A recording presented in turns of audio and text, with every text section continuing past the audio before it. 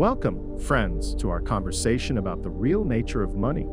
Often, we view money as nothing more than a tool or a means to an end. But what if I told you that money is actually a spiritual force that flows? Let's investigate this concept together. Money is often perceived as a tangible, solid object that we can hold in our hands or store in our bank accounts. But if we change our viewpoint, we see that money is actually a dynamic force that manifests as energy that moves between people, places, and purposes. It also reflects our intentions, values, and the energy we expend on the world. Consider money as akin to water. While it can be devastating, like a flood, it can also be a life-giving energy that supports and nurtures people, animals, and plants. Conversely, money can be harmful if used maliciously. The way we approach money determines how it flows.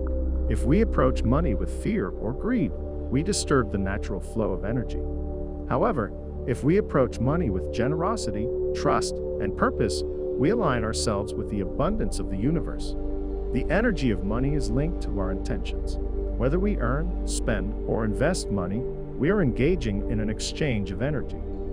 Let's think about how we relate to money. When we acquire money, do we feel appreciative or do we worry right away that there won't be enough? When we spend money, do we feel happy about what we can share or accomplish with it? Or do we feel reluctant and tight? Our feelings around money can indicate whether we are flowing with it or resisting it. Many of us have been raised to think that money is scarce and that we should fight for it and hoard it. But we can observe that abundance occurs in the natural world. For example, there are plenty of leaves in the forest, plenty of sand on the beach, and plenty of stars in the sky. What if money is similarly abundant, and we are the ones creating the illusion that it is scarce? It's critical to understand that the way we think and feel about money affects how it flows. For example, if we think that money is hard to come by, that belief creates a blockage. It's like building a dam in a river. When we think that money can come to us easily and for the benefit of all, we remove these blockages. When we undervalue ourselves, we interrupt the flow of money. When we recognize our worth, we allow more energy in the form of money into our life.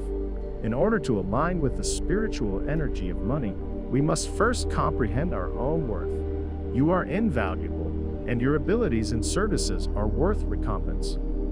Let's now discuss giving. Giving sends a message to the universe that we believe in the abundance of money, which opens up channels for more to come our way. Giving, however, must come from a place of love and abundance rather than obligation or the desire for something in return. Additionally, think about investing your money with intention. When we put our money towards something that supports our beliefs and aspirations, we are guiding its flow toward development and positive impact.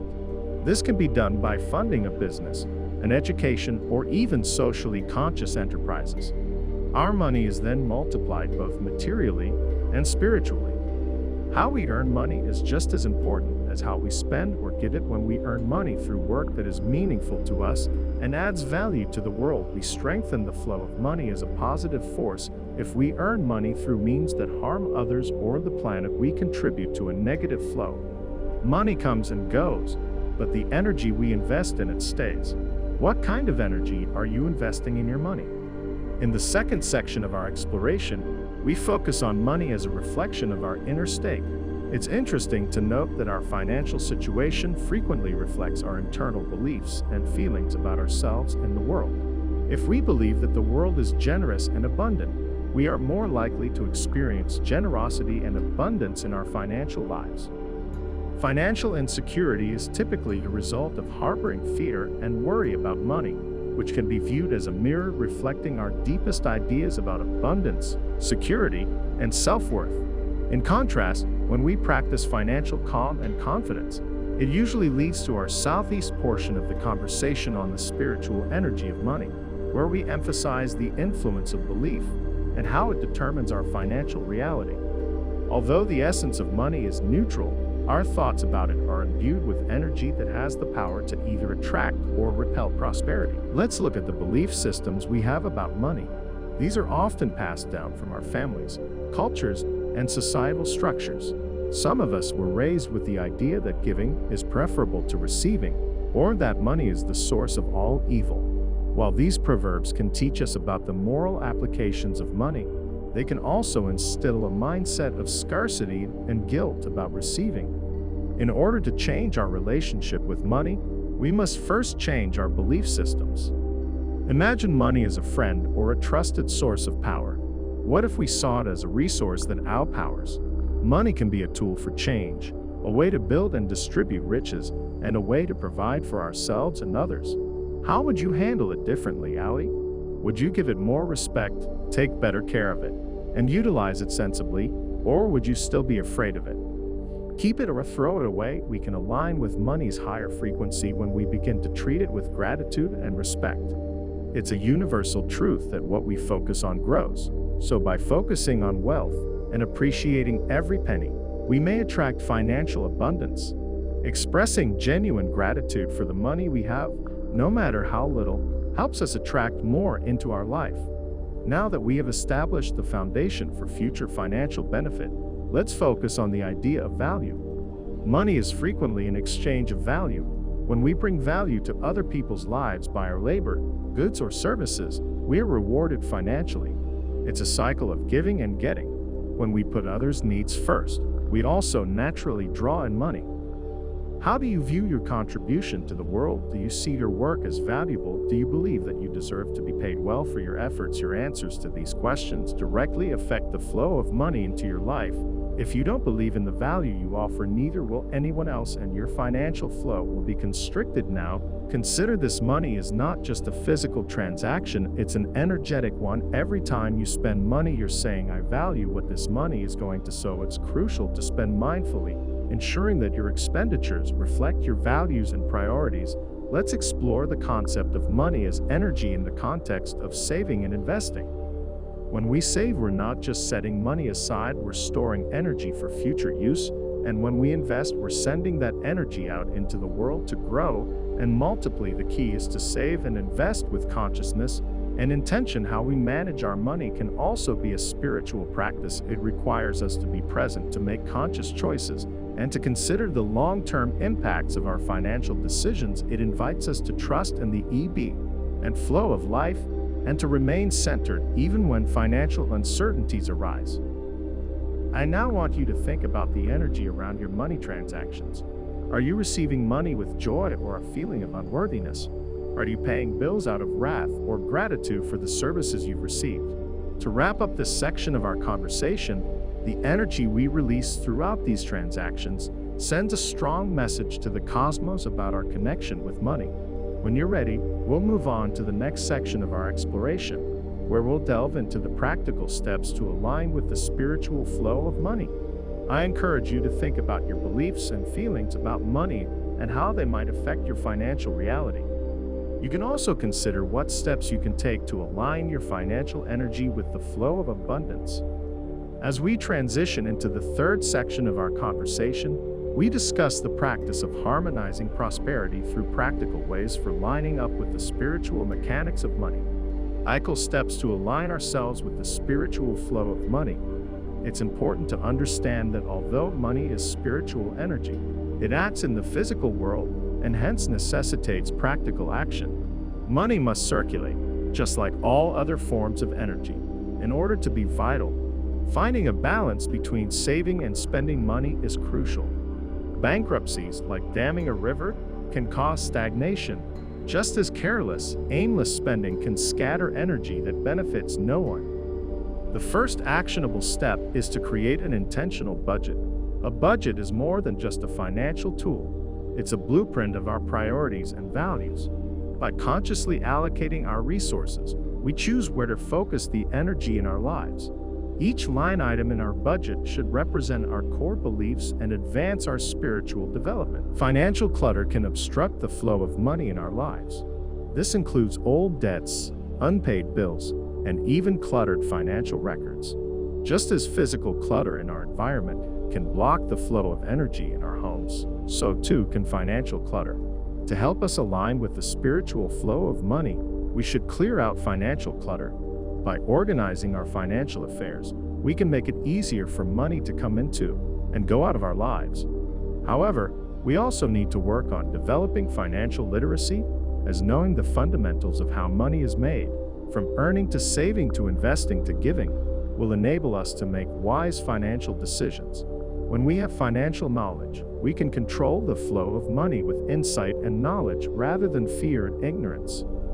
It is imperative that our employment in the field of earning be in line with our spiritual ideals.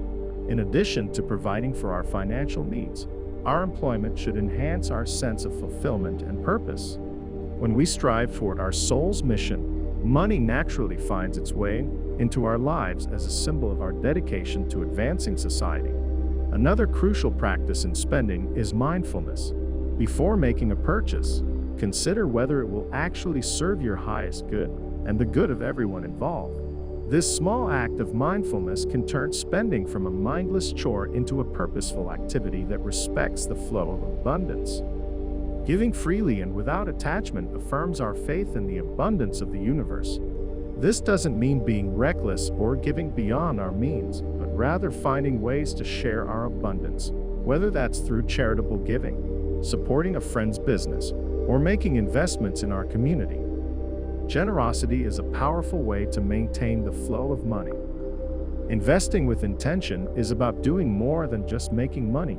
It's about allocating our resources in ways that are consistent with our values and advance the welfare of society and the environment. Whether it's through funding innovative startups or making socially conscious investments, we can channel the flow of capital toward improving the world.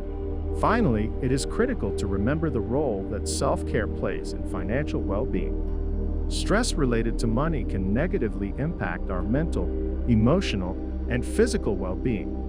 By making self-care a priority, we can preserve the vitality and energy necessary to make informed financial decisions and to align with the spiritual flow of money. Think about the doable actions you may take to remove any obstacles in your financial life and get yourself closer to the abundant energy. As we go into the last section of our discussion on money as a spiritual force, what adjustments can you make right now to honor the flow of money in your life? Cultivating financial harmony, combining spirituality and monetary mastery for a happy life. Let's concentrate on integrating our values, feelings, and doable actions to establish a financially harmonious existence. Integrating involves assembling the internal efforts of living the truth that money is not separate from our spiritual journey, but rather an essential component of it. Requires changing our thoughts and feelings about money through the external labor of practical financial management. Consistency is a key component of integration. Our financial practices should always align with our spiritual beliefs, not just when it's convenient. This could entail doing regular financial reviews, giving to charities in a consistent manner, or continuously learning about money matters.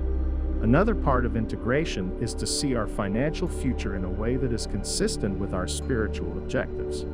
How does financial support fit into your vision of a spiritually full life?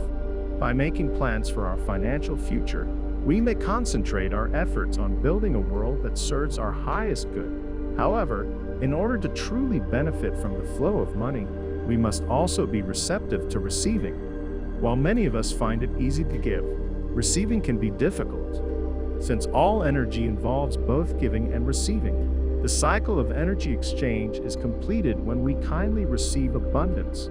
Resilience is essential to our financial journey. There will be plenty in times of scarcity, but what builds long-term wealth is adhering to our spiritual and financial beliefs in both situations.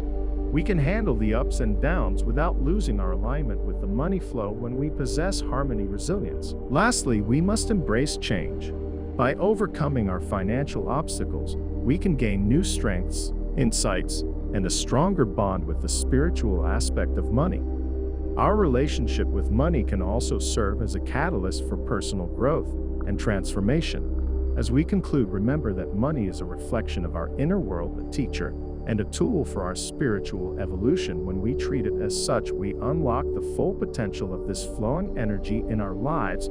Consider the journey we've explored together, from recognizing the spiritual nature of money, shifting our beliefs and emotions, practicing practical financial steps, to integrating it all into a harmonious whole. How will you carry these insights into your daily life?